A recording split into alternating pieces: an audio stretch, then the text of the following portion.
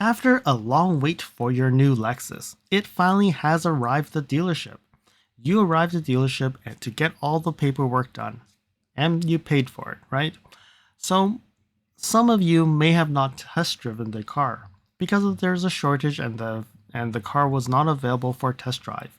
First thing you do is you go into your car and you see this weird looking gear shifter.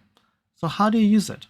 Well, if you were an owner of a previous Prius or another Toyota or Lexus vehicle like hybrids, you would most likely be familiar with this shifter. But if you were the first gen NX or the previous generation RXs, you may be a little bit confused on how to use it. In this video, I will expand on the short video that I created on how to use the shifter and hope this will actually help you get used to your car and you can drive it off the lot with no problems.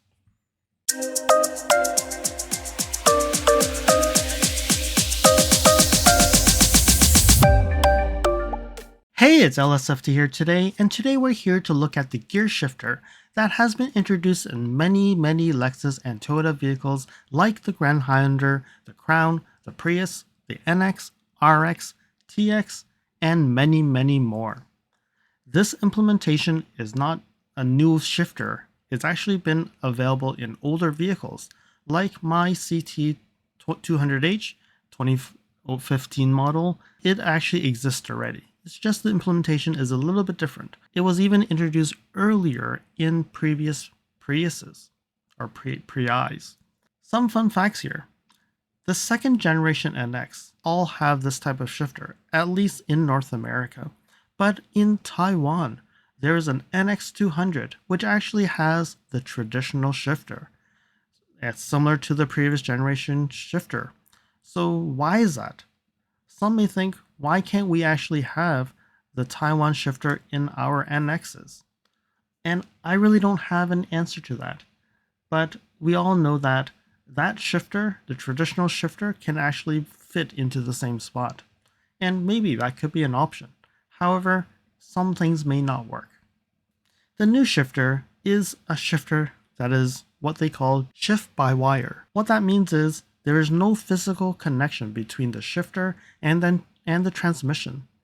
Instead, when you do a shift, it sends signals through the wire telling the computer that you want it to shift to drive or neutral, and the computer will handle it through either electronics. One good example is Advanced Park. It's a feature that requires the drive-by-wire in order for it to work. If not, it's going to be very hard to park itself. The car can go into reverse and then move forward by themselves because everything is handled by the computer. So there's no physical connection. But if there is, then what the car will do is it will prompt you to shift to drive. It will drive, and then when it needs to reverse, it will prompt you to go reverse, and it will not do anything until you actually go into reverse. So that's why the shift to wire is important. Some manufacturers handle it differently. They have buttons, so you can click on the P, the R, everything is buttons, and some may like it, some may say it's a waste of space, and some will say it's too confusing. And then there are other implementations that they put it into the column, the steering column, similar to the old traditional shifters. So I don't know which one is the better one. Love it or hate it, I've actually heard a lot of people who, when they got their NX, they don't know how to use the shifter. It actually freaked them out in car washes, and I would say you have to get used to it. And hopefully in this video, this will actually help you getting used to it and not just NX owners, because I believe this part in the Toyota Lexus part bin will be used in more and more cars in the future. Follow me on Instagram at LSFT videos. You can see updates on my experience with the NX 450 Plus, which may not be shown on any future videos. You can also reach out to me via direct messaging if you have any questions on your Lexus. If you like this video, you can provide me feedback in the comments below, like this video, and share it with your friends. This definitely will help me with the YouTube algorithms. Press the subscribe button and bell icon and get notified when new videos show up. And lastly, If you want to support me further, you can provide me a super thanks, which is greatly appreciated. And now let's continue with the video.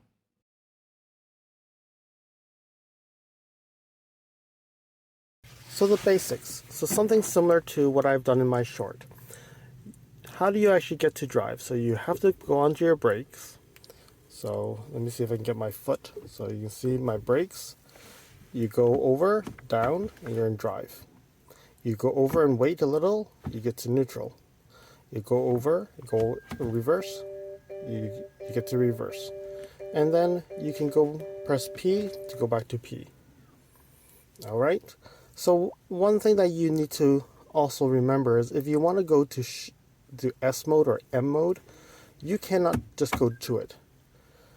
Okay. When you do that, it actually gives you a message saying that vehicle must be in drive to shift to S. All right. So that's something that you need to know. So in order to do that, you go to shift to drive. Then you can switch down to S mode.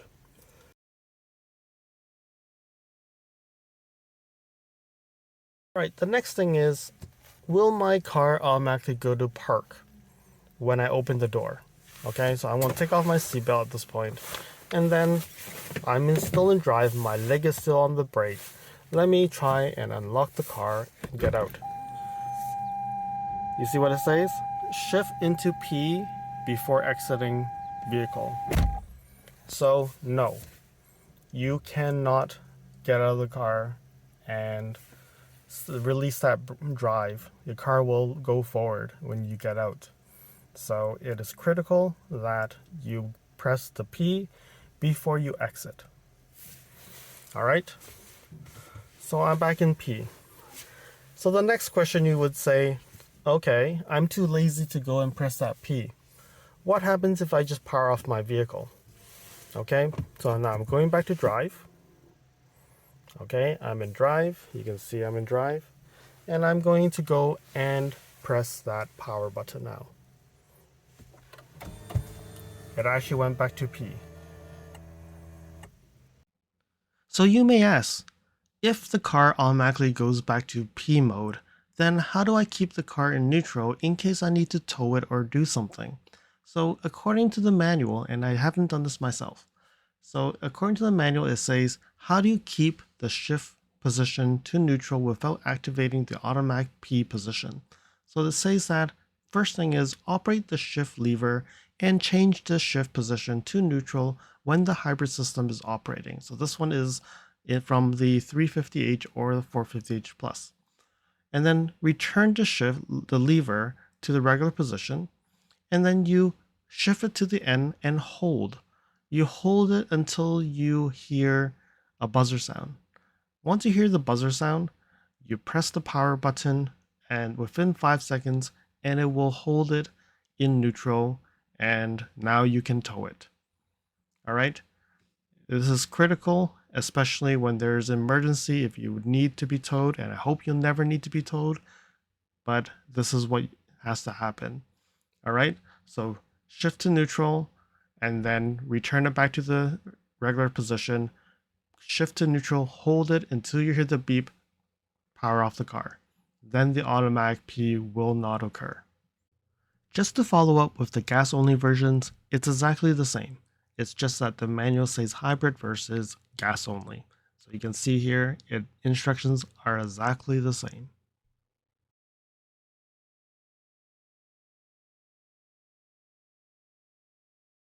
So now I'm in neutral.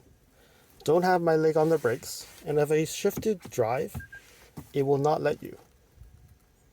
Okay? If I have the brake on and I shift to drive, it will let you. So when you're on a standstill, and if you're on neutral, you cannot go to drive without stepping on the brake. All right? And then same thing, you cannot go to reverse if you're on that case as well. So when you're on a standstill. So now I'm in drive, okay? And I'm going slowly. So you can see that I'm moving. I go to neutral. No brake needed. but then I'm moving, I can go to drive. Okay? I go to neutral. I go to drive without stepping on the brake. But again, make sure you stop in a standstill before you press on the P. Right? If not, your car will be jerking very badly, and it's not very good for your vehicle. So to recap, at a standstill or extremely slow speeds, in order to shift from neutral to drive, you need to step on the brake to shift back to drive. If you have a few kilometers or miles on your speedometer, you will be able to shift from neutral to drive without stepping on the brakes.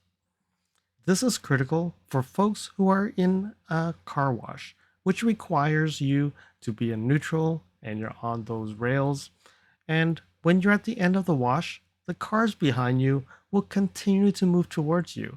It'll freak you out and you only have a few seconds to act on it. So play around with it. Make sure you know how to move on in those car washes.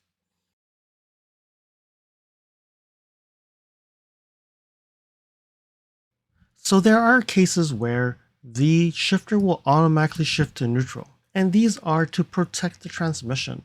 So when you look at this, it says when attempting to change the shift position to R when your car is moving forward. So your car is moving forward and you somehow move it to reverse, it will actually automatically switch it to neutral. That is to create a fail-safe for the transmission. But it does say if you're driving extremely low speeds or low speeds, it may change to reverse. And that's where you probably would be damaging that CVT. All right. Then when you look at the other way around, you're trying to change to drive when you're reversing. Same thing. It's trying to do some fail-safe. And then what it's also saying is when you're trying to shift from R reverse to S mode or M mode, same thing will happen. It would automatically switch it back to neutral. So for hybrid cars, there's also something else that you need to be aware of. So shifting to neutral will actually disengage the hybrid system. So a few things that will stop working.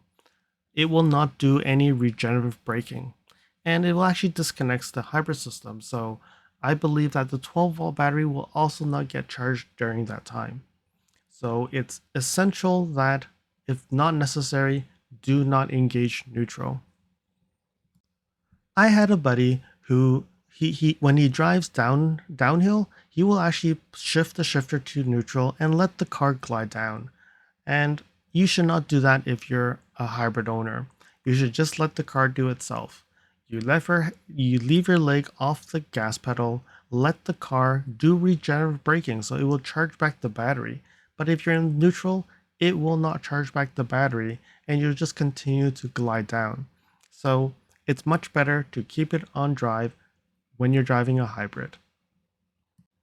So the next item here says, be careful not to change the shift position with the accelerator pedal pressed, because when you shift it to other than P or neutral, it may cause unexpected rapid acceleration of the vehicle and it may cause an accident.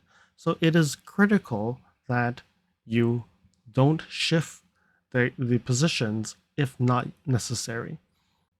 A lot of this is common sense, especially if you've driven for so many years, but it's good to know. Love it or hate it, this is the gear shifter that Toyota and Lexus vehicles are going to get in the future. So it's good to learn more about it, and hopefully that you've learned something today. Until next video, drive safely. Thank you for watching. If you liked this video, please comment, like, share this video, and if you want to see more videos like this, you can subscribe to my channel and press that bell icon to get notified when new videos are posted. And if you'd like to support this channel, you can provide me a super thanks. And until next time, cheers.